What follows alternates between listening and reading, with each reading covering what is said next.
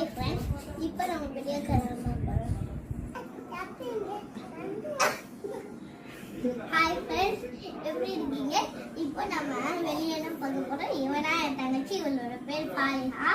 இவ வந்து ஸ்கூல்ல படிக்கல, நான் ஃபர்ஸ்ட் ஸ்டாண்டர்ட் படிக்கிறேன். பாய்.